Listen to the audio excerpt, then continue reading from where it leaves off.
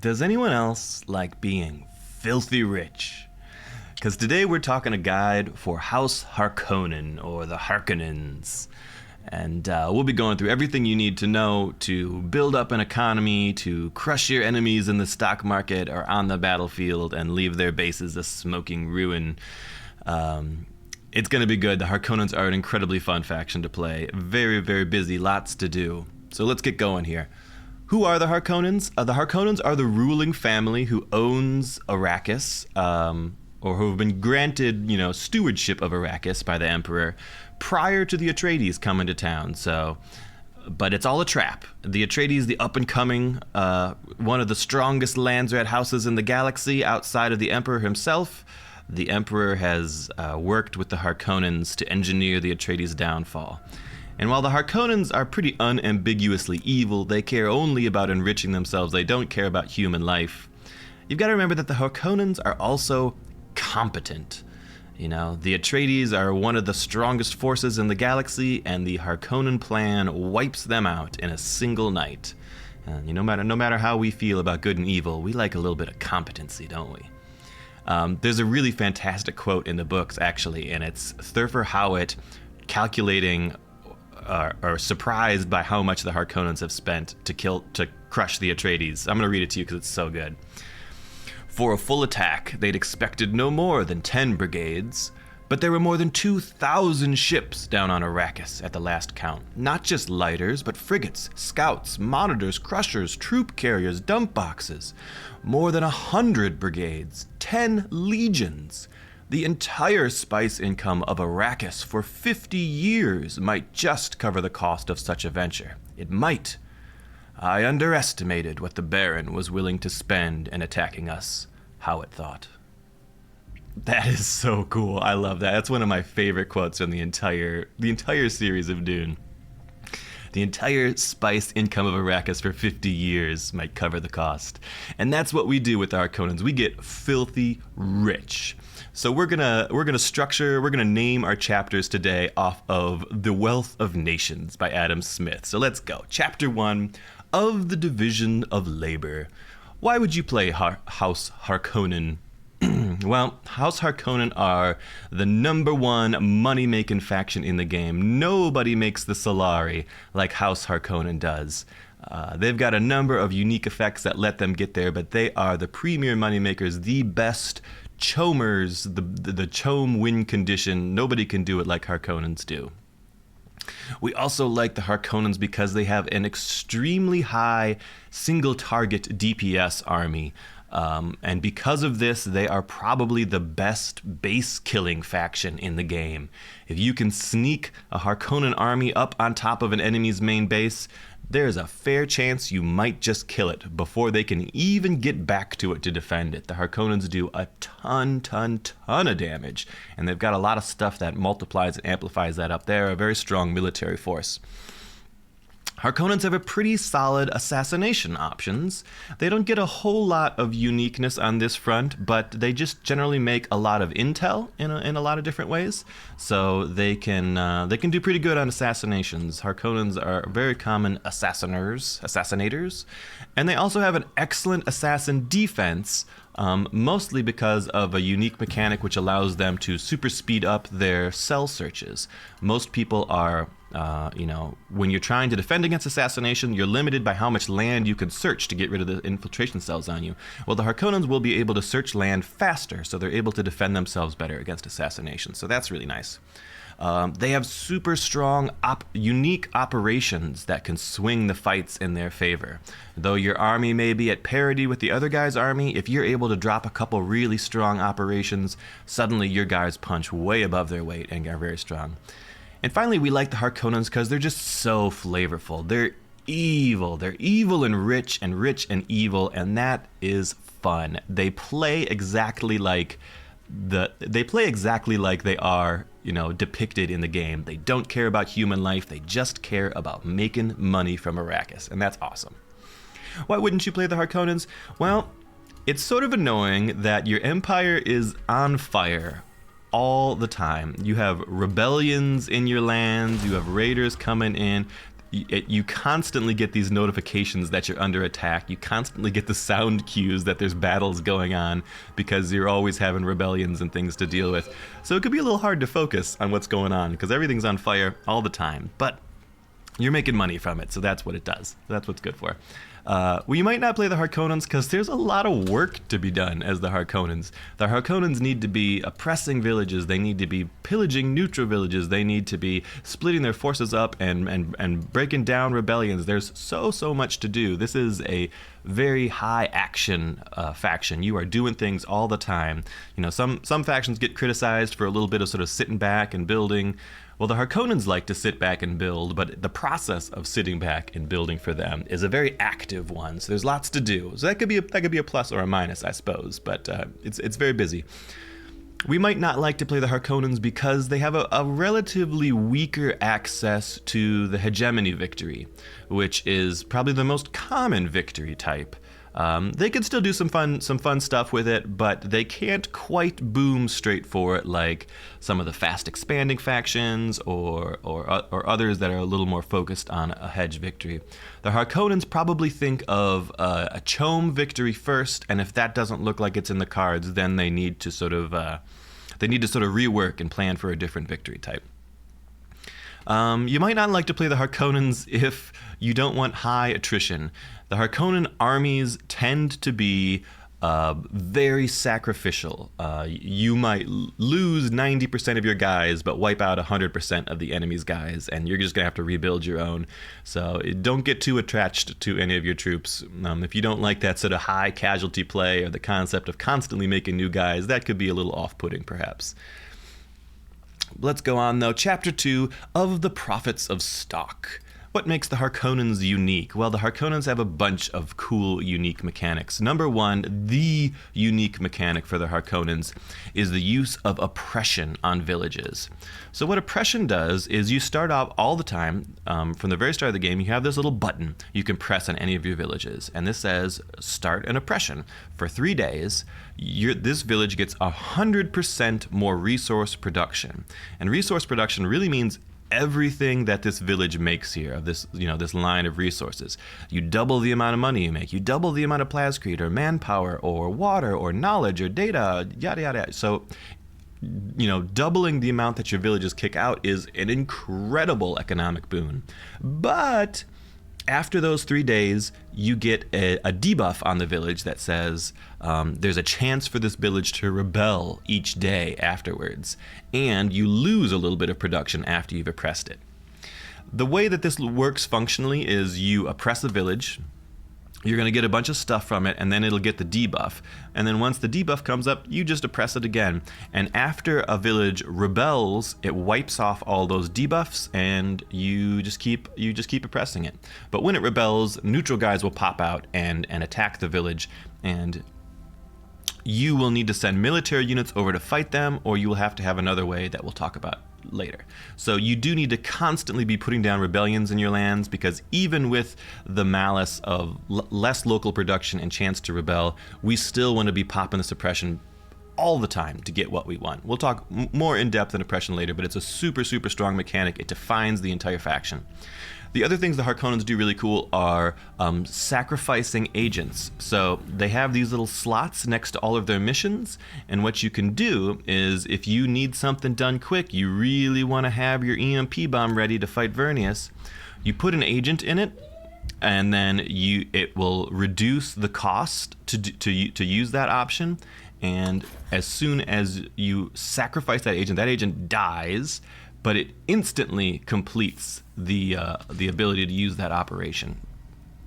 Really neat, very effective, because sometimes you need operations up and you don't want the 2 or 3 days it takes to prep them, and you don't really care about the lives of your agents too much. Let's see, what else have we got here? So the other unique effect is Harkonnens get more resource production per militia in each of their villages, and a base of less resource production. So Harkonnen villages always want as many militia in them as they can get, right? So you start off minus 10%, but if you build 5 guys in it, that's plus 25%, so you're coming out ahead and making an extra 15% above and beyond on this village than other factions would be able to. It's pretty cool. Leans into the economic strengths of them, right? Harkonnens have a very heavy pillaging style of gameplay. They've got tech that contributes to this as well, but the Harkonnens are constantly marching around the map to any place that's free, and they kill the militia there, and then they pillage the land for money. For money and power. So oftentimes you end up leaving a lot of neutral villages around because you constantly want to be running around. This is yet another way to augment your economy. Anytime your army's not busy, you are running around and you are pillaging the lands of the neutrals around you, or the lands of the players around you if you can bully them quite that way. Here, we finish this pillage, boom, a bunch of money and other goodies. You are constant ABP, always be pillaging if you're the Harkonnens. It's a really, really important. They have a heavy pillaging gameplay style. And we already talked a bit about the attrition of their armies. That's a very common common thing for the Harkonnens. Technically, you get brainwashed agents, which are a free agent that's not very good at things. Every time you kill 20 enemy units, so this doesn't count for rebels, it only counts for units that are controlled by other factions. You get extra intel for pillaging villages, so that's why we like to pillage villages. We talked about the sacrificing agents a little bit. Oh, you also get an extra, at 10,000, an extra slot in each of your information levels here. So you could have 4 people working your chome, each paying out chome. You could have a whole bunch of people in different things. That's not super relevant all the time unless you go for the 15 agents and you got a lot to work with. But the Harkonnens are an economic powerhouse, right? So let's keep going. Chapter 3, on the rent of the land. I think here we'll talk about counselors first. Let me actually step out and we'll look at counselors real quick here. I think, so the Harkonnens have good counselors across the board, though a couple maybe more gooder than others. Your typical choice is Kronvatia here. Kronvatia says when you're oppressing a village, those buildings build 200% faster. That's actually an amazing bonus that kind of flies under the radar. People don't appreciate as much, but 200% build faster is super good. So you do this even on like the very first village you build. You just start oppressing it right away, so you get up your first spice factory and your extra stuff way faster. It's this extra tempo speed. The Harkonnens love high tempo play. You're doing a lot of stuff, you're doing things faster than other people, and Vatia is great for that. Also, you get manpower when you're oppressing villages and they've got extra building slots. That's whatever, but Harkonnens love more manpower anywhere they can get it. And critically, you also get extra money every time you kill rebels, and you'll be killing lots and lots of rebels. So we like Kronvatia a lot. For your second choice, you really can't go wrong. I personally like Fade Rautha here. Fade lets you use corruption in the Landsrad, which puts whoever wins that Landsrad option gets minus 30 Landsrad standing. So especially early in the game, if you put corruption on something, nobody wants to touch it, because nobody wants to go into the Landsrad pits of standing early on. So you can use this even though you're not playing a strong political power. You can use this to really win options that other people won't want, because that Landsrad stink, it doesn't work on you. You don't lose that Landsrad if you get the option, just other people do.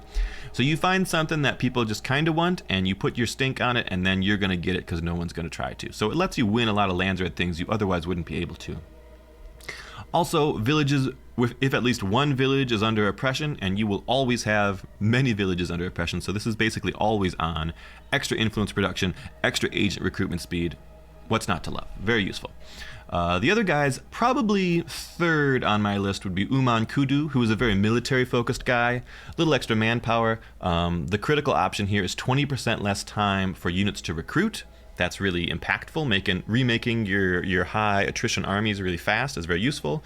And if you have an operation in a region, everyone gets a little extra armor there. That's fine. We'll always be using operations, so that's a little boost for our military. Also, we've got Peter, who long ago was the meta counselor, but has kind of been nerfed down and is not quite as useful. Peter says each sacrificed agent permanently reduces the mission cost by 15%. So one thing you can do with Peter is you can find those expensive operations, and if you're sacrificing agents to do them, you're making them less and less expensive each time. So you could do something like an admin burden, which is really, really punishing. It slows down how much people can, how fast people can remake their units. Well, if you've been doing a bunch of admin burdens with Peter, eventually they're gonna be super, super cheap, and you can just use them constantly. It's really, really difficult to play around in a sort of a one-on-one kind of scenario, and he gives you a little money when you sacrifice agents. So if you want to lean into that heavy operation play, Peter can do a great job at that. He's pretty cool. But my recommendation to you is Kronvatya and Feyd-Rautha, though you can't go wrong with any of the other options either. You'll be fine. Harkonnens have a deep bench to work with there. Let's talk expansion. What does it look like what are you trying to take? What does your early game look like? Well, you always you'd start off grabbing your local spice field that's next to you, and then you probably oppress it right away, and you build your refinery, and you build a plascrete factory. You're going to be very plascrete hungry, so an early factory that you're oppressing pays out double, so we almost always start refinery, then plascrete factory, and then we look around us for what else we could take. We like early minerals, again, for extra plascrete, and early on we oppress them to get that boost. We love anything that makes us money, so rare elements are plenty good. We're looking for good specials. Energy sources are valuable for the Harkonnens because we really, really like to get up a relatively quick experimental furnace, which costs us 10 fuel cells. So we love maybe an early energy source. We love other spice fields. Spice fields anywhere you can get them. Those are your big money makers. So we put a high value on unique resources, on spice fields, maybe on special regions that have an economic value to them. So like the shield wall over here is cheaper building upkeep. That is not a big deal, but we would love, I'm trying to see if we got an option here. Well, White Rift, where's like a Well of Riches or something to talk about? Okay, here we go. So the likes of a Well of Riches, which doubles processing plant production, and then you can oppress it to double the double and just make a huge amount of money. So special regions with economic bonuses are really highly valued. And then, really with the Harkonnens, anything that isn't special, anything that isn't going to be a moneymaker for us, we like to leave empty so that we could have it be part of our pillaging tour. We want to be able to walk in, burn down the locals, pillage it, take the money, and move on somewhere else. And if we just painted the map red, then we run out of stuff that we can pillage, and we still like that pillaging economy. This also pays out a little extra dividend to us. We'll jump ahead slightly here. There's a special tech that gives reduced authority cost if you've pillaged something, and that stacks throughout the whole game. Look at this one. We have pillaged this village 6 times, so this is 60% less authority for us to annex. There's something to work with there. When you get to the end game, if you've got a lot of neutral villages that you've been pillaging all game long, and they've got that stacked debuff, suddenly those villages are very, very cheap for you to annex. So that can contribute a bit to a hedge boom kind of possibility for you. Another reason we like leaving neutral villages in our backfield to pillage. Ooh, what else we've got? Don't be afraid to oppress your plascrete. The Harkonnens play, like I said, a high tempo play style. If you want to win on hegemony, it's not just about being rich, it's about being rich before other people are rich, right? Buying the Chom shares are cheaper the earlier you get them. The more people that are buying in, the more expensive they get, and the harder it is to get up your Chom totals. So the Harkonnens like to be greedy and get as much money as early as possible. A lot of other factions take time to get their economies online, while the Harkonnens really hit the ground running, and they make crazy money right away. So we need lots of extra plascrete to build out our main base, to build out our lots of buildings in the lands that we do take. So we are a plascrete hungry faction for sure. Let's talk about quirks real quick. There are a couple of quirks that we really, really love as Harkonnens. By quirks, I mean the special things on villages, the village quirks here. So look over here at Tabson. We have the Scavenger Network. Gain 20 Solari per enemy unit dying in allied territory. Well, why is that good? Because we are constantly fighting off the rebellions that pop up in our land. And if we have a bunch of these scavenging networks, so in here you can see we've got this, and I went and I built the investment office to double it, so this happens twice. I actually have a bunch of different scavenging network options in my lands that I've invested in. Watch when we kill these rebels right here. Come on, kill them. Come on, come on, come on. We get 50, 20, 20, 20, 20, 20, 20, 20. Look at all the money that pops out when we kill a rebel, right? So just by killing the rebels that pop up, killing the rebels makes us rich. Killing the rebels almost makes us more rich than oppressing them for the village resources in the first place. Anytime you could find scavenging network, even if it's on just a garbage territory that doesn't really do anything out in the middle of nowhere, scav network pays huge dividends for the Baron. So we always look for scav networks, and we always double it with investment offices to get that extra money. What else do we like? We really like former smugglers is another one. Where is that at? I thought I had one in here somewhere. I don't know where I lost it somewhere. Former smugglers is one that says you get a bonus to your, here it is, 10% extra resources from pillaging villages and sieges. And because we'll be pillaging like mad, we love to find former smuggler options just to boost up that extra money that we get from them. Really, really useful. Anything that is a plus 20% resource production when a village has one building of each type, or plus 20% for economic buildings, or just plus 10% for production, those kind of percentage bonuses are hugely impactful, especially on spice fields, so we really look for those. But anywhere is good if we're going to be making money from it, right? Because we're doing so many sort of multiplicative bonuses of, we're oppressing them for 100% and we're getting 25% from the militia, and if we can get an extra 40% from this, yada, yada, yada. Those are really, really valuable for the Harkonnens. So we like those percentage bonuses to economic output.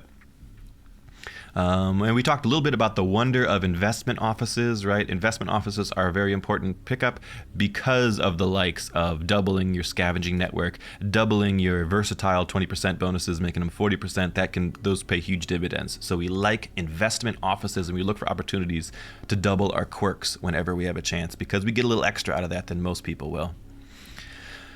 And early on, another thing to be aware of is we really love, and you got no control over this, but it's good to be aware of, we really love when a base is within range of our main base's missile turret. Because that means from the very first days, we can oppress that village freely, and if the rebels pop out, our main base will kill them, and we don't need to send any troops back to fight them. Otherwise, if we're oppressing something outside of our main base, early on in the game, if there's a rebellion, we need to walk troops back there to fight off the rebellion, because your militia will not fight the rebellion unless you have special tech that we'll talk about in a little bit here. Okay, that's decent on the expansion. Let's talk economy a little more, the general economy. So choming is all about tempo speed, like we've mentioned. Once the chom market opens up on day 30, I think, of the very first month, the shares pop out at like $300 a share, or $300 for 20 shares or something, which is such an incredible bargain. You should always try to save up money to buy right away when the chom market opens up. Because the Harkonnens like to lean into heavy choming, you want to buy shares pretty much constantly. If you're trying to win on chom shares, you need to be buying up all the time. It usually makes sense, even if the rates are bad, you still buy up, because it is a time-based thing. The longer the game goes, the more money other people are going to make, the more money they're going to start investing their excess money into the chom market. So you'll have more competitors later on than you do early on, so we like that early fast tempo play if we're leaning for the chom. How does the chom market work real quick? So shares start off cheap and they get more expensive over time, and the reason they get more expensive over time is the more the more spice that people are selling, if you've got your line all the way in the yellow, the more people that are in the yellow here selling chome for money, then the chome prices go up. If more people are stockpiling chome prices will go down. If people are buying shares, chome prices will go up again, right? It's sort of basic stock market kind of thing. There is always an available amount of shares that you can get, and if those shares are bought up, you can't buy anymore until there are more available. New shares become available, I think it's a slightly staggered timer, but basically it's every 25 days or so after the first one. And when the new shares drop, the price will go down, so you always want to be sort of looking for a new share drop in order to buy up again. The miner houses also own a big chunk of shares that are not owned by other people, and as the price goes up or as shares become less available, miner houses will divest their offerings and those shares will go back to on sale so you could buy more.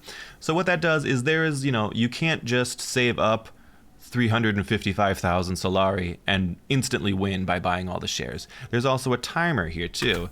If we buy, this little circle has to tick all the way around, and after it ticks around we could buy again. And after we've bought up all of the on sale shares, we're going to have to wait for any more to come back on. You can see they're slowly ticking up over time as the miner houses sell. But you've got to be aware that the boom of shares takes a while to get through. Also of note is the buy max button, the automatic buy here. If you turn this on, you will automatically buy 20 shares every time you can. If 20 shares are not available, you will automatically buy 5 shares every time you can. And if you run out of money, this will turn off and you won't buy anything else. So sometimes it's useful if you don't want to be, if you know you're going to be dumping money into the market, you can turn this on and go do other things. But be aware, it will just literally dump all of your money out too. So that's how the chome market works, and and obviously if you get to 50% of the available shares, you win the game. So that's why we like doing that. If we're not going to get to 50%, you still want to get up to 30%, right? Because of this chome board member bonus of 15% military power and extra influence. 15% military power is a super, super strong power boost for your military. So even if you don't think you could push to 50%, maybe everyone else is buying up and it doesn't look like you're going to get to the 50, you still want to get to the 30 at least, because that's a huge benefit for you. Okay, for the Harkonnens, manpower is king, especially early in the game. So think about this. You want to early on, you want to take over villages. You want to oppress them. Manually oppressing a village costs 20 manpower every time you do it. You want your villages to be full of militia. Militia cost, at least 10 to 20 manpower per militia, so you're spending your manpower here. You want enough units to be running around the map and fighting the neutral villages for pillaging, fighting off the rebellions as well as they pop up. Fighting with military units and healing them afterwards costs even more manpower. Manpower is a huge resource sink for the Harkonnens. They need as much as they can get.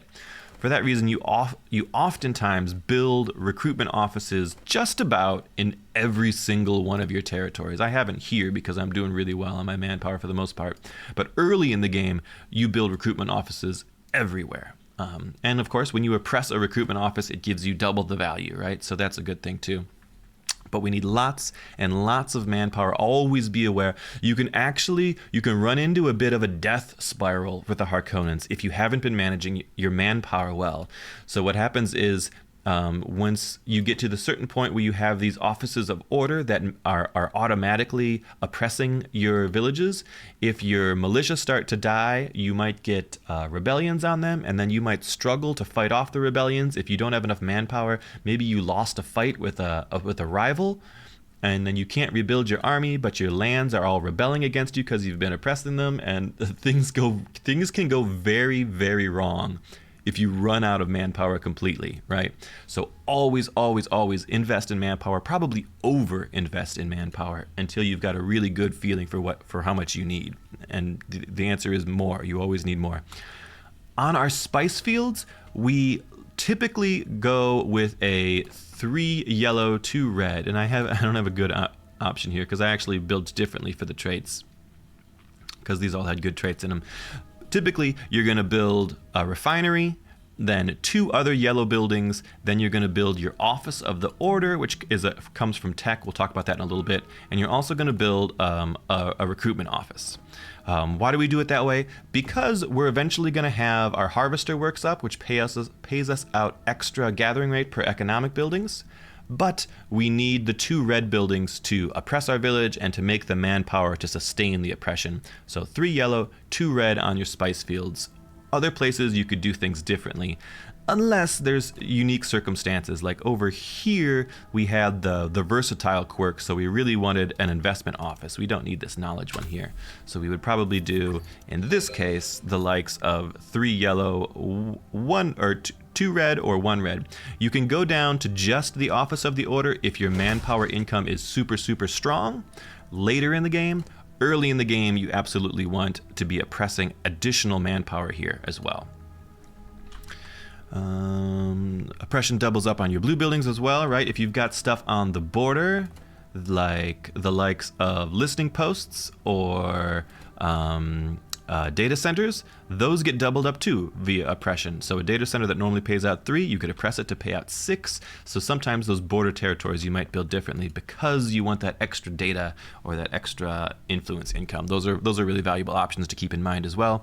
Spice silos and the experimental furnace that we mentioned earlier are super important. Spice silos, of course, where do I have one? Yeah. So pay out an extra 20% for this region and all adjacent regions for spice production.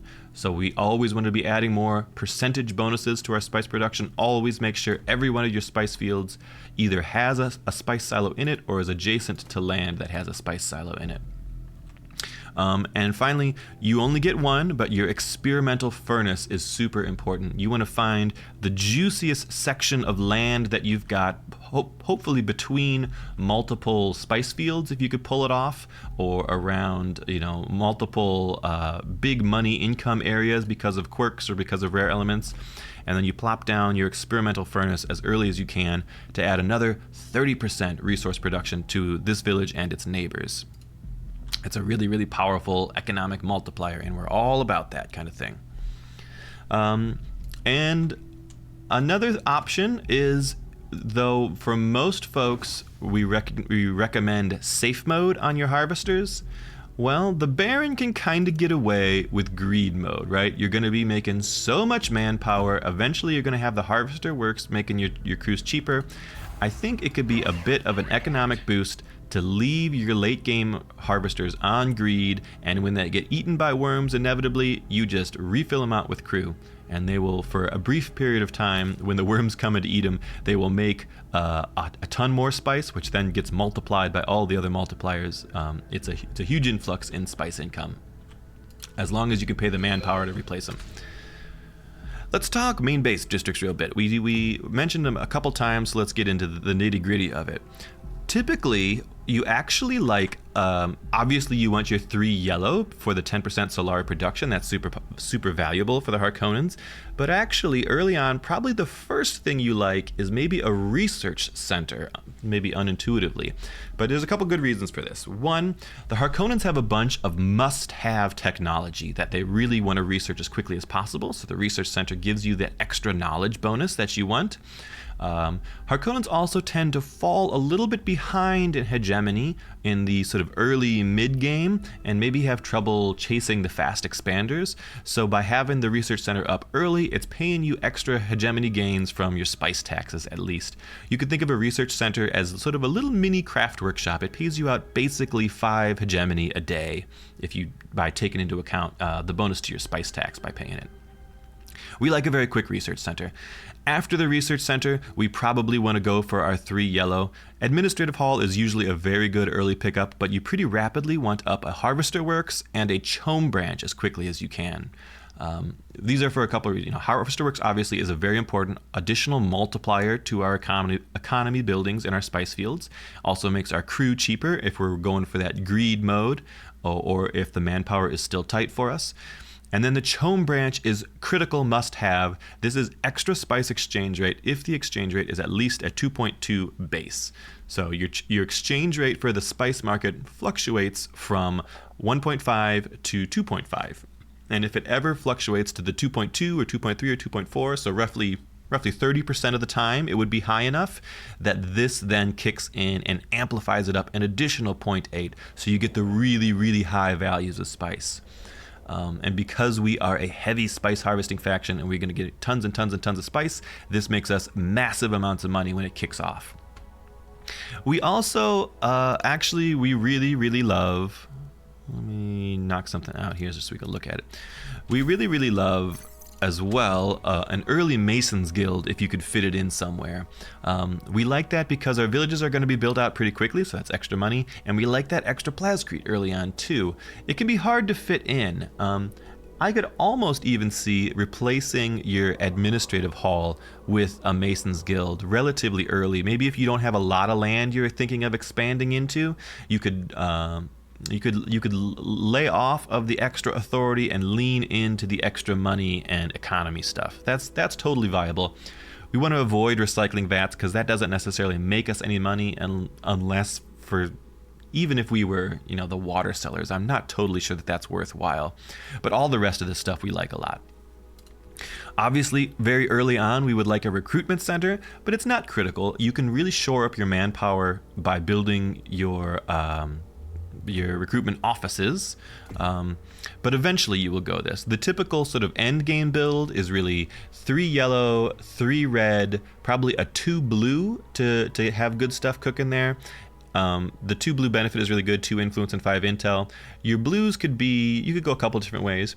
We like the intelligence agency because we have lots of operations we want to use, and extra agent recruitment speed is very good if we're going to be sacrificing agents, and you might as well if you're getting them super fast.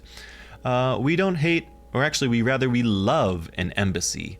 And we love an embassy especially under a very particular circumstance.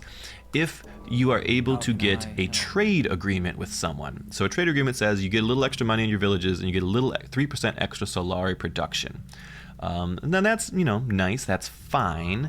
But what the what the embassy says is having a treaty contracted with another faction grants a production bonus of plus 10% of its associated resource.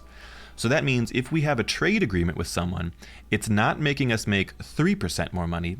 If we have an embassy, it's making us make 13% more money. That's more than the triple economic bonus. That's a huge, huge boon. If you are able to trick a neighbor into making a trade treaty with you, and you should probably never ever do that if you're not the Baron.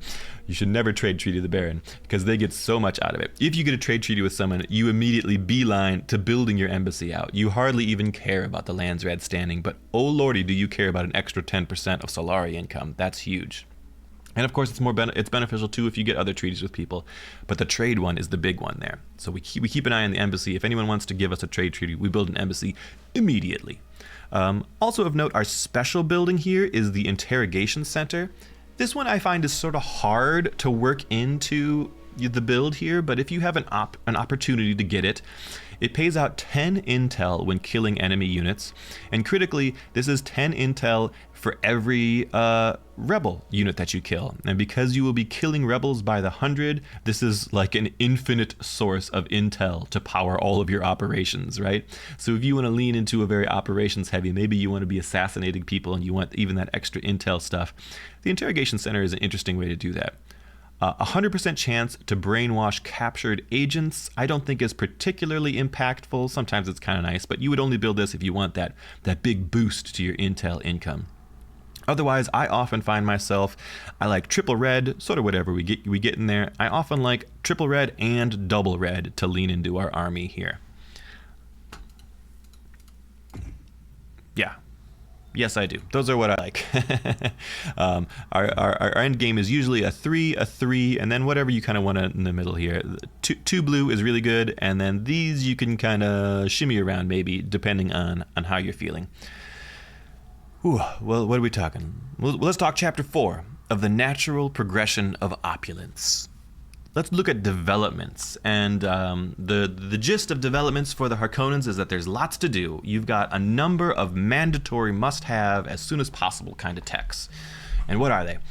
We like the 2 most important are Arrakis Butchers and Instill Fear. And it is arguable about which one you go for first. The Harkonnen mains will argue this to the end of time.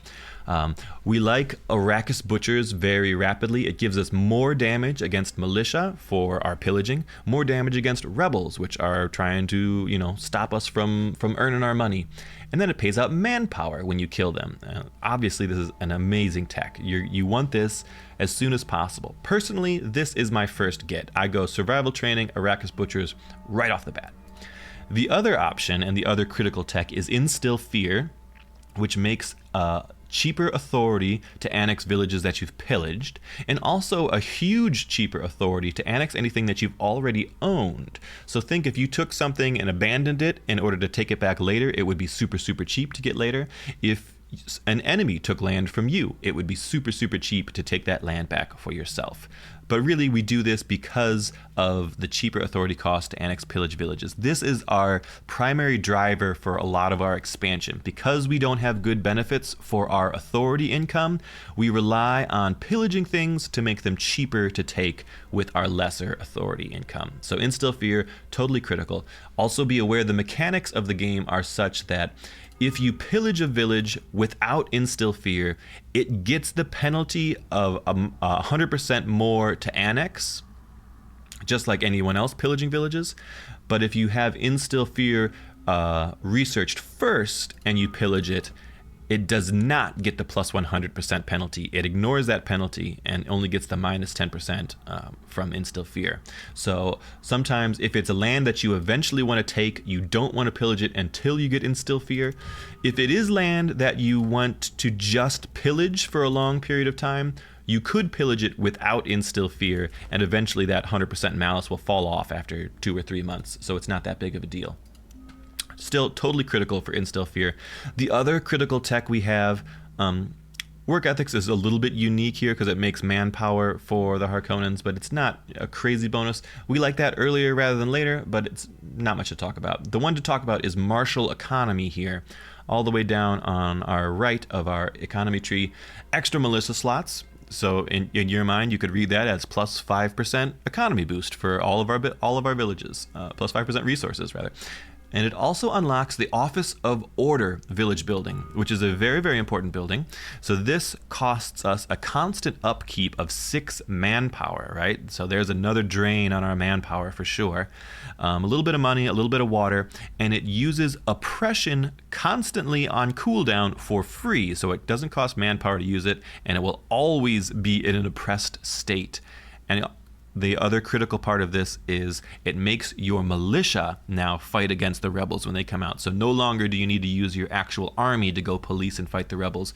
You can build up a strong militia, you can have an Office of Order, and it will oppress and fight those rebels for free all the time for you. So this is critical for freeing your micro and your army up to do other things, right? You can get away with this for a while, as long as you are very diligent about manually oppressing and manually fighting off the rebellions, but eventually you want to automate this by building an Office of Order in any of your big economic provinces that are going to be making money, or Plascrete or Solari, or even maybe if you want to make, the big blue stuff on a border region, you want to make lots of extra data, lots of extra influence or knowledge, that kind of thing.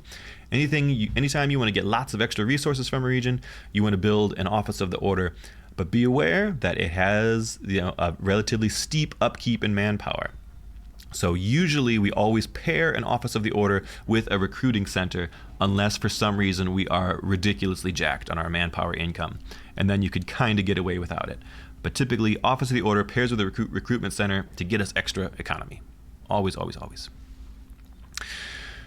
Whew, what else have we got? Oh, we're talking developments, yes. So we start with either straight to Butchers and straight to Fear, and then the other one back, and then usually we might jump up to modular parts. Even before this, you can delay your martial economy a little bit, as long as you're diligent about manually oppressing and fighting things off. If that's too much for you, you could go straight to it. But we also pretty quickly want modular parts for the extra Crew and or spice silos are critical to get going, and we also want to unlock the harvester works, and then we want the chome integration because we want to unlock the chome branch. Those are critical main base buildings that we want up as soon as possible. We really want, one of the reasons we put such an emphasis on fast plascrete is because we want to build out those critical main base buildings, at least the first 4 or 5 or 6 as soon as humanly possible, because they are big boosts in our wider economy game.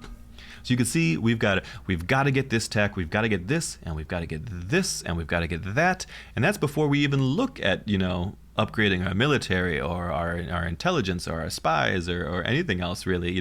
There are so many critical must-have techs for the Baron that he's hungry for knowledge, but he doesn't want to invest in knowledge because he wants to invest in the chome market. So there's a lot to do. You love extra knowledge for the Baron whenever you could find it, but we don't go too far out of our way because it cuts into our profits otherwise. It's tricky. Baron is a very knowledge-hungry faction. There's lots of stuff they want. What else is there to talk about in here? Not a ton. Enhanced questioning, big boost to intel income, and unlocks the interrogation center if you want even more intel income. Cruel reputation is no big deal. We kind of ignore that. Landsrad whispers, also no big deal. I think we kind of ignore that unless for some reason we're leaning again really heavily into the likes of political assassin-y kind of play, which is not my chosen style for the Baron. And there's so many other things we need to get, right? Over here, you always want this third column. This is your bonus CP points. Recruitment initiative is actually another one that is very valuable to get early on because it is a manpower production boost and because the command post is the best red building you could build. So we like a relatively early recruitment initiative as well. And then again, by month 4 or 5, we always want to be going up, down, or we always want to go deeper into our red tree to unlock those extra training slots, to unlock the extra command points. Adrenaline addiction is also a critically important one for your fighting power. So this says every time a unit dies, your units or enemy units, all of your military units get plus 1% attack speed. So you get in big fights with a lot of deaths. Every time someone dies, all of your guys are doing more damage. That again leads into the really high DPS of Harkonnen armies that gain strength off of death. Adrenaline addiction is super valuable. We don't necessarily need this middle tree too much. You like Fusion Plant if you're going to be going for the 2 red in the middle in your main base. Otherwise, combat probes we'll talk about a little bit later, but they're not critical. Siege incentives is critical if you want to be trying to blow up someone's bases, which we'll talk about a little bit later. And the last ones really to mention are local hubs is another one that's valuable early. So this is a nice to have, but almost critical as well. Makes your buildings cheaper and unlocks the investment office. So this is basically making you plascrete or saving you plascrete. And then the investment office is key to getting the extra use out of those quirks that we talked about early. So we like local hubs fast. We would like Lay of the Land a bit, but it's out of our way. There's so much other stuff we got to get early on. I don't know how much time this would save you getting early or if it just slows you down too much. I usually abandon it or leave it off because we don't expand too wide. The Baron tends to build more tall rather than wide. Civilian Defense Force is useful. It adds this extra militia slot. That's 5% more production. It buffs up our militia health. This is useful because sometimes you will find your militias slowly losing fights to the rebels over time. You might lose a guy here and not rebuild him. Then you lose 2 guys next time and you forget to rebuild him. And before you know it, the rebels have beaten your militia and are sieging down the village. So making your militia a little extra tough helps a lot with fighting those rebels without having to micro and go back and build new stuff or send your troops back to fight. Last one's Savage Cleansing gives you a bunch of authority for pillaging a siege. Pretty niche, I would say. It has some end game application. If you want to try and do a sort of hegemony boom, you might be able to work 1 or 2 siege pillages into that boom, which would then boost you up with extra authority. You don't see that too often, but it's there. And then the last one, Symbols of Authority. This is your craft workshops. It's actually a little extra authority production too for your oppressed special regions. Usually not too relevant, but the important part here is that your craft workshops are further away from you. Everybody else gets theirs up here. The Harkonnens gets theirs way in the 4th tier here. So it's harder to get your craft workshops online. The only silver lining with that is if you are playing in a Vernius lobby and House Vernius obfuscates the craft workshops so nobody can get their passive hedge, well, the Harkonnens get theirs down here, so the Harkonnens can still build their craft workshops, and then get their passive hedge up, which is a massive benefit in case Vernius wants to obfuscate craft workshops. Always funny to do if it happens. Okay, those are our developments. Let's talk operations real quick. Harkonnens have fabulous operations. Their cheapest one is combat drugs for 100 intel, and this says all of your units will lose 10% of their health a day. Okay, not ideal. But they run 10% faster, good, and their attacks deal 30% more damage, which is a massive buff, right? Your 65 CP of guys are now doing more like 90 CP of damage, right? It's a huge buff, or 80 CP, 80, 90, something like that. It's a huge buff to your damage output. You may often find that you win any fight you use combat drugs and fight, and you lose any fight that you don't use combat drugs and fight. Combat drugs is so strong. The second one is Sleeper Agent, also extremely strong. Anytime a non-mechanical unit dies, there is a 50% chance it spawns a Sleeper Agent. And a Sleeper Agent is basically like a Cerberus unit or a really small little military unit that can fight. It doesn't do a whole lot, but it does tie stuff up, it does do a little bit of damage, and it does die, who then contributes to buffing the rest of your army up, although they're on death kind of things. You drop a combat drugs and you drop a Sleeper Agent basically every time you fight, and it's a super strong combo. The last unique thing for the Harkonnens is the Toxic Vapors. Also incredibly powerful. Any non-mechanical unit, your guys and the enemy guys, will lose 30% of their health per day, and they will not regenerate while this is used. This will also break truces if it's used. But the idea is an enemy comes in and they're sieging down your lands, and maybe you're not ready to attack them yet. You pop the Toxic Vapors on them. They've got to stand there for like, a siege is what, 7 or 8 days, something like that. And every day they lose 30% of the health on their units. They're all going to be dead before they finish that siege. It sort of necessitates them rotating men out or just leaving mechanical units there that might survive the Toxic Vapors. It's incredibly strong. It does cost 500 intel, which is a lot. So this is, if you were playing Pitter, or if you've got agents to sacrifice, this is a great option to use your sacrifice agents on to make sure you've got Toxic Vapors up. It's an incredible defensive tool. Even an offensive tool. If someone is defending in a territory, you can soften their army up and force them to leave at least, right? But it does affect your guys too, so be careful about walking into it. But Toxic Vapors, so strong. And the last one we want to talk about is something that everybody gets. Everybody gets scav teams, but scav teams is so good for the Baron because we're the money guys, right? And we want more money. So this increases the amount you get from pillaging a village. So this is totally worthwhile to just throw on a neutral village and then go in there and fight it and pillage it. We're likely going to have pretty good intel income from a number of different sources. So the Baron kind of wants to get scav teams up constantly and just use them all the time. You could even, if you've got extra intel, you could even throw this on random rebellions, right? If 4 guys pop out and they rebel and you pop a scav team on them, it's probably 200-ish Solari fighting off a rebellion. But hey, money is money. We also really love this in the combination of the likes of fighting all of the guys in a renegade base. So the Baron loves to fight renegades. The Baron loves to go fight the defenders of sieges and use the scav teams. The Baron's perfectly happy to just throw an entire army away somewhere and use scav teams on it. Scav teams, so good for the Baron. Keep it up all the time. Whew. Chapter 5. Of the motives for establishing new colonies. Let's talk units. Let's talk the Baron's units. We're actually, well, okay, we'll go one at a time. The troopers for the Baron are pretty ho-hum. They get a little stronger if they're losing health. They are decent tanks, but not amazing. Troopers are the least exciting thing in your whole roster, but they're fine for what they do. They're meant to be your little meat shields that are hard to kill a little bit. Your second guys really are your gunners. Gunners are fantastic, actually. They look like they have a relatively low DPS on paper, but actually they're just sort of high power, low attack speed. Where they shine is they're super cheap. Their upkeep is very low. and their requirement is only 3 CP, so you can fit a lot of gunners into the army. And when you've got a lot of them, they punch above their weight.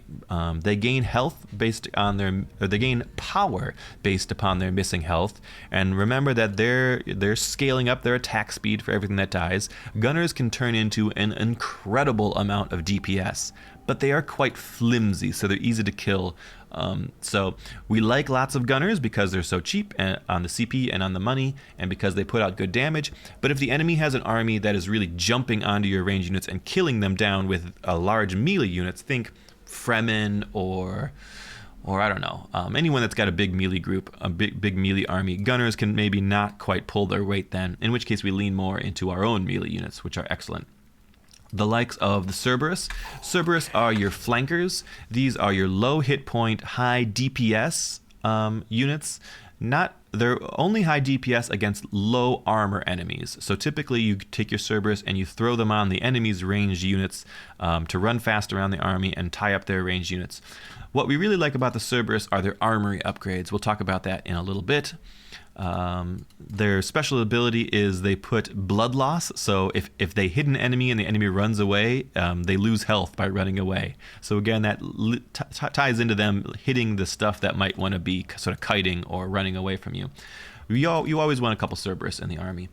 The big boys in the army are the Executioners. Executioners are hard to kill, high damage, and their damage goes up even more every time a unit near them in a fight dies, quite near them. So you see this little circle at short range around them. Every time a unit in that range dies, they get a stack of Bloodthirsty, and a stack of Bloodthirsty increases their power and stacks up to 20 times. 20 additional power is an outrageously high attack damage buff. So if you can get a lot of guys to die around you, your Executioners are outrageously powerful, so strong. They carry the entire battle on their backs. We'll talk about the armory in a little bit. First, let's look at combat probes. Are your mechanical units super cheap to get. They're like a couple fuel cells and just 1 CP, and enemy units at medium range suffer minus armor. That's a great trait, but their hit points and no armor, they're so low they just die all the time. So sometimes they're only used for their special armory abilities. Harpies are their air units, not very good. They do very low damage, and they're relatively easy to blow up, except they do quadruple damage against units with less than 30% health, and they do AoE damage. In theory, you could have a couple Harpies. They're somewhat cheap, I think.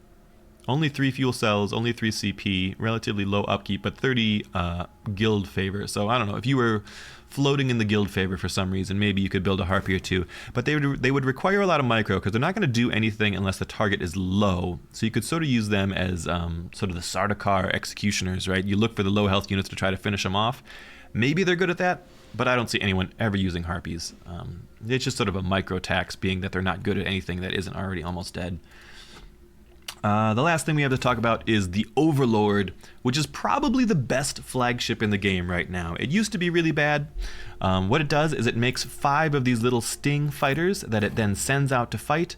The stings are kind of ho-hum, light damage doing units, but critically the important part for this guy is the Decimation Protocol's special ability. This turns all of his stings, up to 5 at a time, into like little kamikaze jets that just run into the enemy and self-destruct. And when they do so, they do like 200 damage or something, or 150 damage for each one. So if you send 5 of these guys, you target them on an enemy, you click the Decimation Protocols, they all fly in and blow up that enemy. It's a huge amount of burst damage. It's also a small AoE, so if you hit a big group of guys, it does a big AoE damage to all of them.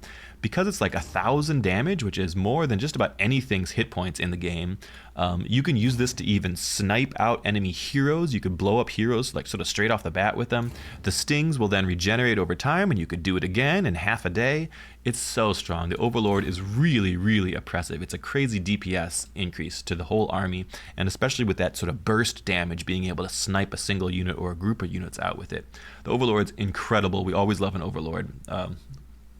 It actually, with this ability, it will also totally 1v1 any other flagship in the game pretty easily. The Overlord's wild. We love it. Let's talk armor real quick, because a lot of the Harkonnen strength lies in their armory. With the exception of the Trooper, which has really lousy upgrades. Typically we get the morbid climax that says, if he dies, he keeps fighting for a little while. That's fine. Scarring armor I don't like.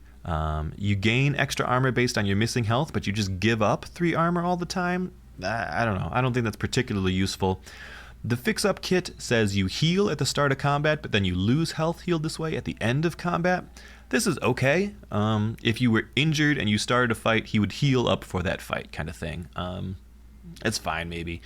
The last one is red fluid, which you would think would be really good. 30% attack speed is a crazy DPS boost, but minus 50 health per day is a lot while you're in combat. And in combat also includes the likes of sieging down a village. So even when you're not actively fighting someone, you might be in combat losing a lot of health. So most people stay away from red fluid unless you're about to do like something you need all the damage possible, like a base snipe kind of situation. But red fluid often will lose you a lot more health than you would otherwise expect. I get a morbid climax, and then I don't know, maybe you grab a fix-up kit, or it's hard to know with troopers. Nothing's good. But for gunners, we've got good options. Gunners get the blood thinner, so they lose a bit of their health and then at the start of combat, and then they regain it. This makes a squishy unit even squishier, but remember that the gunners get bonus power based on their missing health. So what that is doing is that is artificially sort of amping up their power right at the beginning. And because they're so cheap, we don't mind losing gunners, and we do like having the extra damage from them. So I like a blood thinner. I also like a heavy loads. Further amplifying their power. It lowers their attack speed by a little bit, but their power is already high and their attack speed is already low, so it sort of leans into both of those in ways that are beneficial to us. Helps them be very strong single target snipers almost. We like that. Bird Slayer is not good. We don't really do a lot of fighting over air units. I don't think I would ever get that.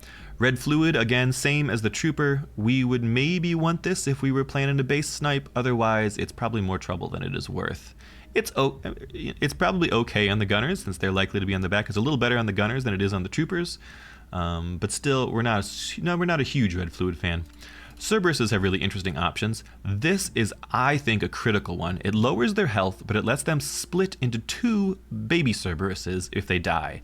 So the use case here is you run your Cerberus in first, the enemy kills the Cerberus, it splits into 2 babies, the enemy kills those 2 babies, and that is 3 deaths already that buff up the rest of your armies. It buffs up your executioners, it buffs up, everybody else from the attack speed from the deaths. So your Cerberuses are sort of sacrificial units that are buffing the on death for everybody else.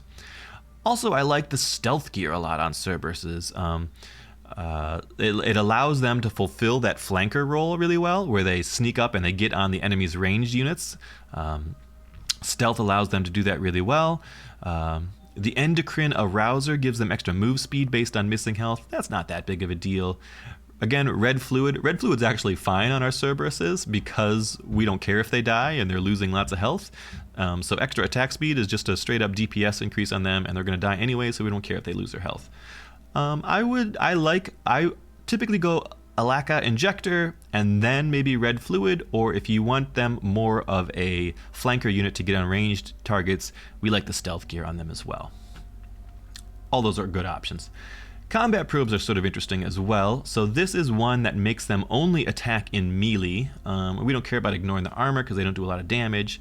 We do care about on death deals high damage at close range. So if you've got the spare fuel cells, you could make a bunch of these combat probes. And again, these cost only 1 single CP, so you could use them to sort of fill out the army. You could give them melee, you could give them explode on death, and you kind of run them into the army as little suicide bombs again. This is really strong against the likes of heavy melee-focused armies. Think the Fremen. Fremen hate combat probes. The damage they do is it's somewhere in the range of like 60 to 100, or maybe even a little more than that. So it's not a lot, but it's an AoE, so it can chunk down a fair bit of the enemy. If you run 3 or 4 of them in and you do 300 or 400 damage to a big group of enemies, that is totally worthwhile, right? You could have 4 combat probes for every 1 trooper you've got, so having an extra 4 thrown in is pretty neat. You could also just make them invisible. This is sort of fun for doing a little bit of trolley stuff. If you make your combat probes invisible, and because they're mechanical units, they don't take any supply, so you could just send them all out over the map. You could steal other people's points of influence with them. You could look for any villages they may have without militia in them defending them, and the combat probes could walk in and start sieging them or pillaging them. You could do some sort of silly stuff. They could just be little scouts to look around for you, maybe. Last of all, you could take on death, they gain 10 intel.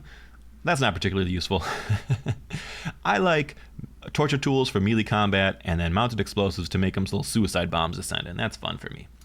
Last one, Big Daddy Executioners. This is the bread and butter of the Harkonnen army. I like Hibernation Breastplate.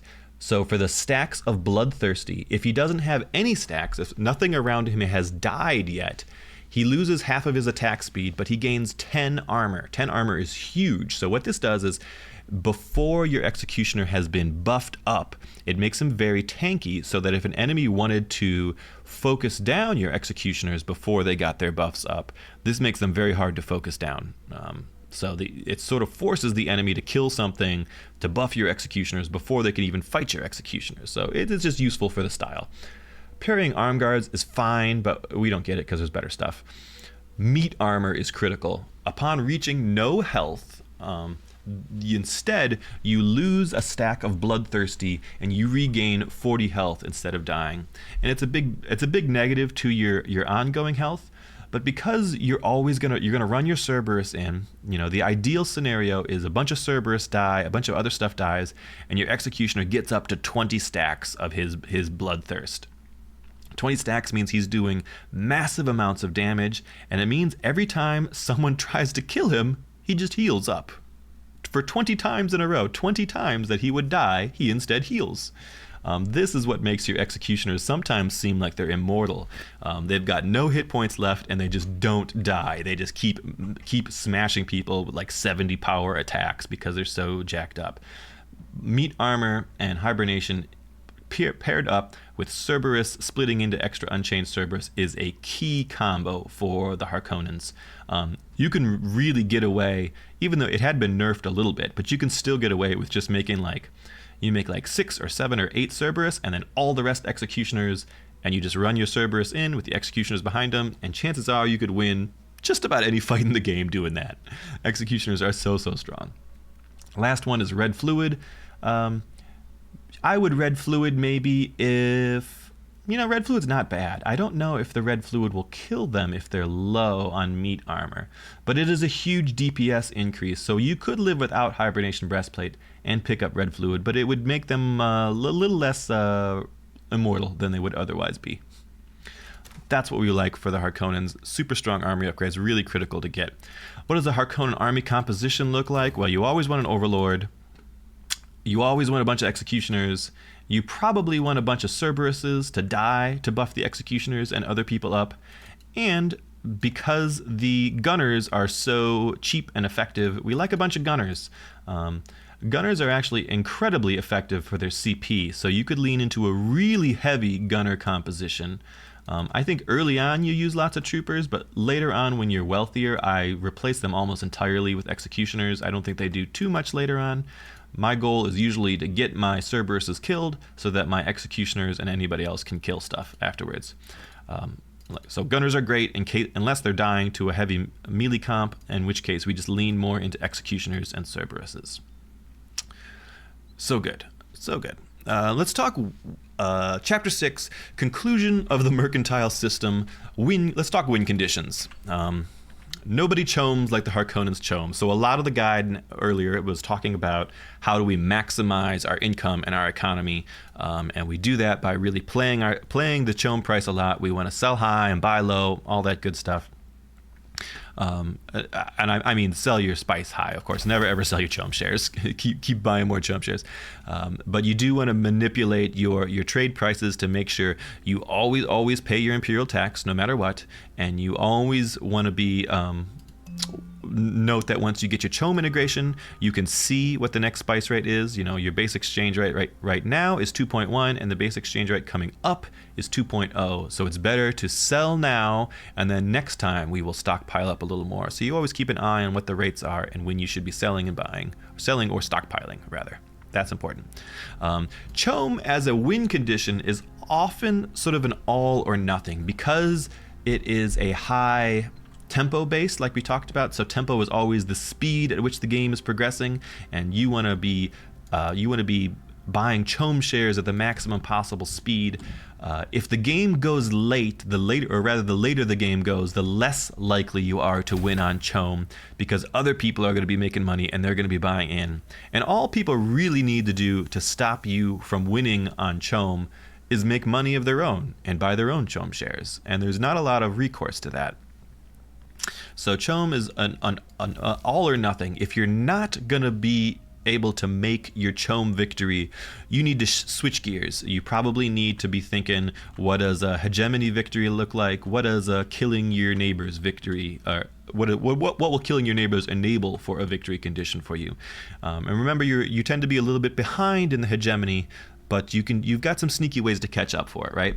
We mentioned earlier, if you've got regions that maybe you've kept for a while, but you don't need anymore. Maybe this guy made you a lot of authority in the past, or not authority. Maybe this guy made you a lot of plascrete in the past, but you're maxed out in your plascrete, so you don't need it anymore. A thing you could do is you could abandon villages, perfectly good villages. By doing so, you are lowering your hegemony, making yourself look like less of a hegemony threat, and the bonus from Instill Fear says you get minus 50% on the cost, that past ownership buff to authority. So this becomes extremely cheap to re-annex. The trouble is you can't re-annex it for 20 days, so you've got to plan well ahead of this, but in some cases it makes sense to abandon territory that you will plan to later take later in the game. Like we talked about earlier, the Instill Fear benefit constantly stacks up and reduces the ability to, or reduces the cost of authority to annex things. So the Baron likes to have a lot of lands in his backfield, hopefully that he's been instilling a lot of fear on, and that gives the opportunity for a big authority boost or a big hegemony boost in the end game because of all the cheap things he can annex. Typically, though, you are not going to be the first person to hedge, so you sometimes want to be looking at murder options. And you could do murder a couple ways. A Baron does pretty decent assassinations just by nature of his fast intel or fast completing operations. So you can absolutely assassinate your neighbors as a Baron. The other things that they do really well, like we talked about with all the DPS, is they do great on base rushing, blowing up enemy bases, right? All you really need is an army of any composition that we've talked about. You want to prep yourself some defense breaches, and you just walk into the enemy's base and just right click on the base and you defense breach it, and you combat drugs and you sleeper agent, and you probably also scav team, right? Oh, we didn't talk heroes. We didn't talk heroes. But the gist of that is, no matter what, if you just walk into someone's base with their army is not there, you're gonna kill it probably by half. And then all you got to do is walk into it one more time and it will be all the way dead. If you can pair up with another player, you and the guy next to you decide you want to go kill the third guy, nobody kills the base as fast as the Baron does. So if you've got a buddy helping you fight the enemy's army off or giving you some cover, you can crush a base in record time. When you're crushing bases, you would really, really love to crush the guy who has the most shares, because if he dies, all those shares go back to the market, they become super cheap, and maybe that chome win condition that looked out of hand is suddenly available again. So if you got an opportunity to kill someone, you want to kill whoever's got the most chome shares. Let's step back, because we did forget to talk heroes here. Our hero choices are both fine. Raban here is a more defensive oriented, I think. He gives you extra heavy militia, that's extra production for all your villages. He lets you make all your guys go berserk, and if they go berserk, they get a little extra power and armor. And then he gets boosted for that. But it's not that big of a deal. He is probably the default choice just because of the extra militia makes things a little easier. Nefud is the more aggressive attacking choice. He makes your units, all your level 1 units become cannon fodder, meaning that they won't heal anymore, but if they die, they refund a big chunk of their manpower costs. So this is that attrition playstyle. You run your army out, it dies, you build a new one, you run that army out, it dies, you build a new one, and eventually you overwhelm the enemies. He also gives a big attack speed boost for any operations that are active, or any Harkonnen operations that are active, and you're always going to be tossing 2 or 3 of your good operations in a territory, so that could be a big boost. He himself is an executioner, right? So he gets those bloodthirsty stacks too, and his special ability is sacrificing a unit nearby to heal himself and get a little power boost. This is not very impactful. Usually you like him because of the bonus attack speed for operations. He is the speediest base killer thanks to that attack speed. You drop 3 or 4 operations in that region, all your guys are doing an extra 15 or 20% attack speed. Nefud is your aggressive attacker, Raban is more of your defender. Both of them perfectly good choices. Back to our win cons. We talked about the sneaky Hark hedge a little bit. If you don't see yourself being able to reach that Chome victory because other people are buying up, you need to shift gears. Maybe you need to plan for getting all the way down to symbols of authority to start your own craft shops. So keep in mind you often will need to shift gears unless you think you have a strong opportunity to murder whoever has those competing Chome shares. Decent assassinations, the dangers of being ahead of the pack. So you got to know that if you get up to, everyone's going to expect the Barons buying shares. If you get up to 30%, everyone is going to be watching you very closely. If you start buying more than 30%, that is the big red flag that you are booming straight towards, Chome victory, and that's when other people are going to start to fight you or try to take your lands, try to burn down your spice fields and do things like that. So you can kind of stop at 30% and lie to everybody and tell them, hey, I'm just getting my 30%, I'm not trying for a Chome victory, and then bank your money. Maybe you've got 300,000 Solari in the bank and you'll be just fine. But everyone can always, pop this open. Everyone could always trade with you and say, oh, look, the Baron's got 344K here. He might be aiming for a Chome, even though he said he stopped at 30%. If you get up to 40%, your name pops up on the victory tracker. That is the cue to the rest of the lobby to come kill you or do anything in their power to stop you. So even if you are Chomen towards the victory, oftentimes you'll pause at 39% if possible and bank some extra money. And then as soon as someone calls out, hey, the Baron's at 39%, then you need to buy, right? But it might give you a couple extra days if no one's paying a close attention to you, where you can bank up money before putting yourself on the leaderboard. But just know you're gonna draw that aggro. The good thing about choming is it's very hard to stop. If you got a good income and you get far enough, it's not like hegemony where you gotta hit. If someone takes one critical territory away from you, your hegemony plans are kind of out the window. You can't win. Like if you lose a special region that was going to put you over 30K, right? So hegemony is a lot easier to stop. Chome is much harder to stop. To stop someone from choming, you sort of need to shut down their entire economy, right? That's not just taking one spice field. It would be, you need to cripple all of their spice fields to stop them from making money, or you need to somehow make so much money on your own that you buy up enough shares to stop things. Also be aware that if you are chomen straight to victory, and other people expect you to be chomen to victory and they also have money, if you turn on auto buy but everybody else turns on auto buy, there just aren't going to be enough shares to buy over time, right? You're going to buy 5, then the other guy's going to buy 5, and the other guy's going to buy 5, and it's going to take you forever just to buy up all the shares you need. So again, that's why it's difficult if the chome market is contested, and you might not be able to boom from 40 to 50% as quickly as you would want, giving the other players a lot of time to react, maybe, if they've done good and they've made their own money. Chapter 7 of the sources of... Oh, we didn't talk politics. I think a politic win is largely out of reach for the Baron. Politics is really... A governor win is really, really difficult for anybody at this point in time, and the Baron doesn't really have anything that helps him get there. You're probably not going to have 3 blue buildings for the extra votes. You're probably not going to be leaning too much into influence. Maybe in some crazy scenario where someone else is dead and another player maybe is in the pits because they nuked or something, you might be able to shift gears into a political play. But the Harkonnens are typically not a powerhouse in the political arena by any stretch of the imagination. Chapter 7, of the source of general or public revenue of the society. And for that, we're talking tips and tricks. And I don't have a ton here because I am not a massive Baron expert, but I got some good ones for you. We always, like we talked earlier, we always put our spare intel into relentless use of the scavenger teams everywhere we could do it. We love putting these on the renegade bases if we fight them. We love using these on sieges if we fight them because there's just so many units fighting and dying there.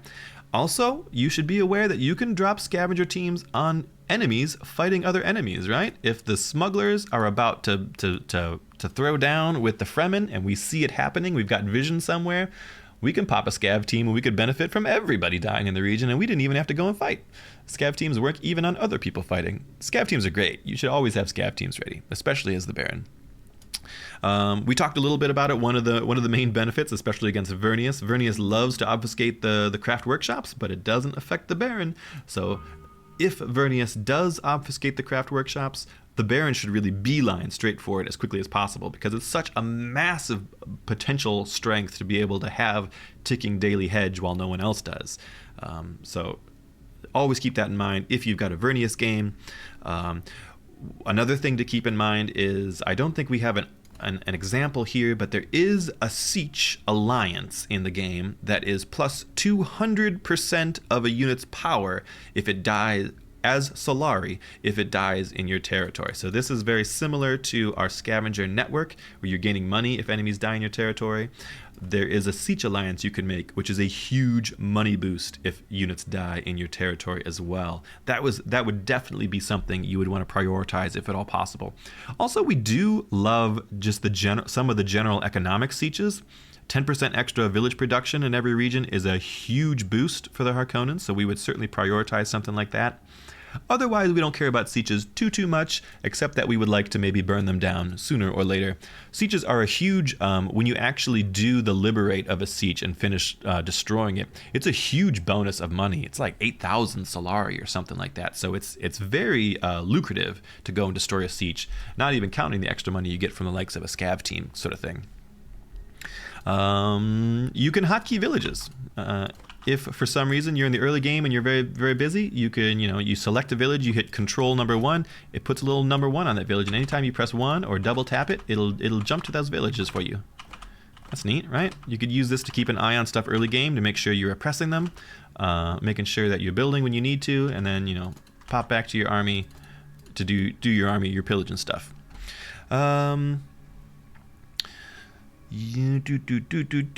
Yeah, so the gist of the Harkonnens is you want to play fast, you want to build tall, and you want to pillage as much as possible.